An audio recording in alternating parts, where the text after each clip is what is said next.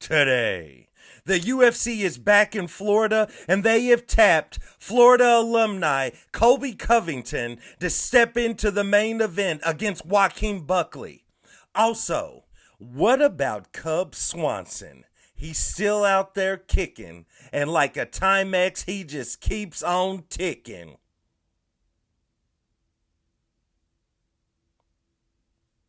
All of this and more on today's episode of Matter of Fact MMA. What's up? What's happening? Let's go. What's up, guys? We right back at it. We right back with it. It's your boy, Matt.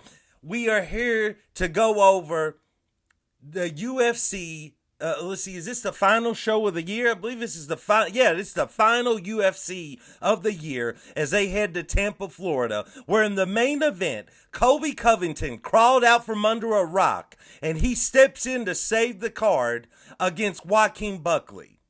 Save the card because this was originally supposed to be Ian Machado Gary versus Joaquin Buckley, but instead Ian had to go in there and get that work from Shavkat, so now we got Colby Covington in this space. I ain't gonna hold y'all, man. I got Joaquin Buckley. You know, there was a point in time where as much as you hated the dude, Colby Covington's style was lethal. He wasn't gonna go in there and finish people or anything, but you wasn't really getting ready to go the distance comfortably with Colby Covington, and he was getting ready to win on the scorecards. But nowadays, at least based out of that last fight with Leon Edwards, this ain't the same Kobe.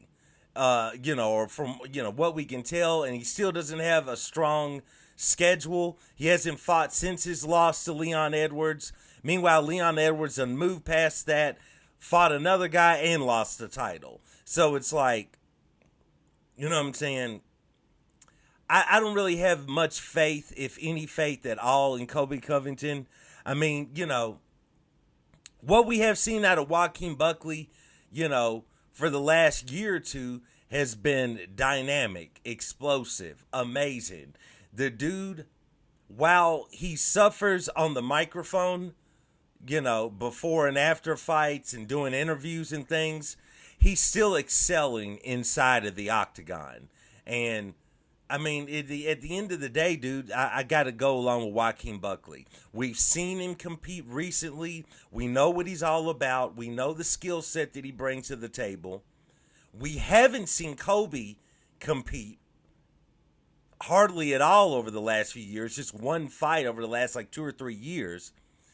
We know what he brings to the table, but we don't know how much of that he still has in him. You know what I mean? We know his skill set, but we don't really know if he can still utilize his skill set the way that he used to. So I got Joaquin Buckley to go out there and get the win. I don't think he's going to finish Colby, but I think he could definitely go out there and get the win and go ahead and get a 5-round decision against the man. That's just where it's at, man. Not necessarily. It's a main event that I'm excited to see Joaquin Buckley win. You know what I'm saying? I'm excited to see Joaquin Buckley perform.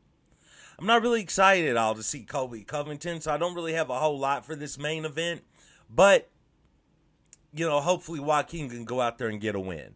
Nevertheless, let's move on to the co-main event where we have the old dog, the old guard, Cub Swanson, stepping in the octagon with Billy Quarantillo. Look, man, if Cub Swanson was a little bit earlier in his career, I'd say he eats Billy Q's lunch every day of the week. Takes his lunch money and takes his lunch, walks out the lunchroom, heads out to his car, and goes barreling down the highway. You know what I'm saying? Bro, that's just who Cub Swanson was. But Cub Swanson's last few fights, he doesn't look washed at all. So I'm not saying he's washed. He definitely doesn't look washed, but he doesn't quite have that gear that the old Cub Swanson could switch into. That's how I would put that. Now, Billy Q is definitely not a world beater. And Billy Q hasn't really looked, he hasn't really looked like his old self for a while. His last loss he took to, Youssef Zalal, which, I mean, that's kind of what we all expected. But nevertheless, I'm actually going to go ahead and go along with Billy Q in this one. Billy Quarantillo to go out there and get the win against Cub Swanson. Let's move on. We have Manel Kape stepping in there with Bruno Silva. Man, I got Manel Kape. I know he took a L in his last fight, but at the same time, that was all weird and that was all tricky. You know what I'm saying? Against Makayev. Him and Makayev had already gotten into a fight outside of the octagon. It was weird vibes going into that fight week. A lot of weird stuff going on. And now that Manel Kape took that L, I would think that he sees the landscape of flyweight and he's going to come back more focused and ready. Now, the problem is with Manel Kape, when you go into fight week, there's always a question of if he's even going to make weight or if he's even going to fight. You know what I'm saying? But assuming he's going to fight, assuming he's going to make weight, and he's going to make that walk into the octagon, I got Manel Kape. Bruno Silva has definitely looked great. You know what I'm saying? He has, I wouldn't say he has the best wins under his belt. As I take a look at some of his wins, I mean, he's got wins. I wouldn't say he's beaten like the best competition or anything like that. I mean, his last outing, he beat Cody Durden. But at the same time, though, Bruno Silva looks solid, man. Now, in that fight, I will say, Cody was putting it on him. Durden was putting it on him the first part of the fight, and then as he normally does, Cody gassed out. And that was about it for him. But I think it's going to be a really good fight, but I got Manel Kape to go out there and get the win. Next, we have Victor Petrino stepping in there against Dustin Jacoby. Look, man, Victor Petrino lost to Anthony Smith. Shout out to Anthony Smith. You know what I'm saying? I hope he's doing well after that last loss that he took and everything that he's dealing with. With that being said, Victor Petrino lost to him, and Anthony Smith didn't really look good in that fight. Dustin Jacoby finally got a win in his last fight. You know what I'm saying? He had kind of been on a little loose. Well, I'm sorry, no, his last fight's when he got leveled by Dominic Reyes. This is an interesting card, you know what I'm saying? There's a lot of folks that done took L's on this card. This is like a bounce back card. Because there's a lot of L takers on here. Well, with that being said, Jacoby's chin might be about gone, though, to tell you the truth. Like, Jacoby's chin is extremely suspect. Jacoby's chin possibly might be looking for a way out of the marriage and might be divorcing him at any time. You know what I'm saying? I'm going to go along with Victor Petrino to go out there and get the win. Next, we have Adrian Yanez stepping in there against Daniel Marcos. I got Daniel Marcos. I love this dude's stand-up. I love this dude's boxing. I love the way he sneaks in leg kicks. He sneaks in body kicks, but his hands are lethal. You know what I'm saying? Homie's hands is registered. You know what I'm saying? His hands get the job done. And I'm going to go along with Daniel Marcos. I'm going along with him to go out there and get the win. Adrian Yanez is definitely solid. You know, definitely a good fighter. Maybe a little bit lower on the prospect list than we originally thought. Like, we originally thought, oh, maybe he could possibly eventually be a title contender. He's not really there. But at the same time, I like Daniel Marcos, man. I'm going to go along with Daniel Marcos to get the win. I also see he's favored in that fight. Next, we have Navajo Sterling stepping in there against Tuco Tokos. I'm going along with Sterling, man. You know, he looked great on his fight on the Contender Series. He's coming out of CKB, so this should definitely be interesting. You know, you're definitely going to get some Eugene Behrman. Bah. Use your defense. You're definitely going to get some interesting things. You know, not a lot necessarily happening at the moment at CKB, so I think that's actually good. You know, you don't have Izzy fighting. You don't have Volk fighting right now. So I definitely think this could be good for their lesser-known contenders where they could really focus on them, like Carlos Alberg, he's known, of course, but then like this guy. So I'm going to go along with Navajo to go out there and get the win. Next, we have the old dog, Michael Johnson, still out here doing it against Otman Azatar. I don't know, man. I don't trust Otman at all, bro. So I'm gonna go along with Michael Johnson and go out there and get the win. Proven he's still around. Yeah, he takes a lot of L's, but every now and then he gets a win. So I'm gonna go along with Michael Johnson to go out there and get the win. Next we have Joel Alvarez stepping in there against Ricard Close.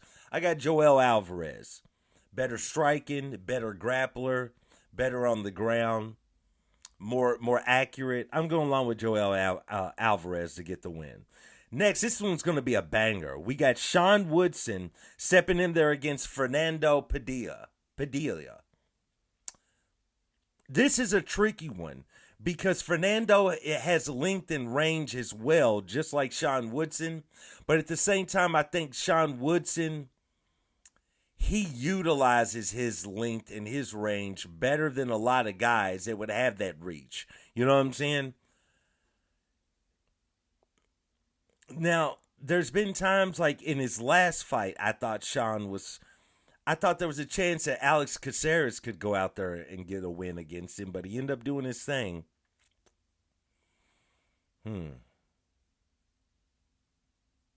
This is a tricky one. I think I'm going to go along with Sean Woodson to go out there and get the win. I think Sean Woodson gets it done. He's definitely had a stronger schedule than Fernando Padilla.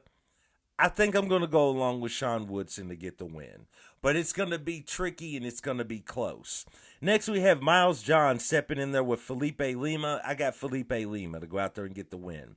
Next, we have Miranda Maverick stepping in there against Jamie Lynn Horth. I got Miranda Maverick. No secret there. Next, we have Davy Grant stepping in there with Ramon Tavares. I got Ramon. Shout out to Davy Grant, though. Davy Grant's a good, solid fighter. But, you know, he's coming off of a bad injury. He's been out for a while. I got Ramon Tavares to go out there and get the win. And then finally, we have Josephine Knutson, if I'm saying her last name right, against Piera Rodriguez. I'm going to go along with Josephine. So that's it, man. It's going down in Tampa, in Florida this Saturday. In the main event, Joaquin Buckley and Colby Covington stepping in the octagon. We will see how that plays out. Please let me know your picks. Please let me know who you got in the main event, the co-main event, what you think about Cub Swanson. More importantly, who you got in that Sean Woodson-Padilla fight. Let me know. And also, please continue to like, subscribe, comment. Let me know what you think, you know. And I really do appreciate you guys checking out these videos. And I do want to thank you for joining me for another episode of Matter of Fact MMA. And I'll check you next time. Peace.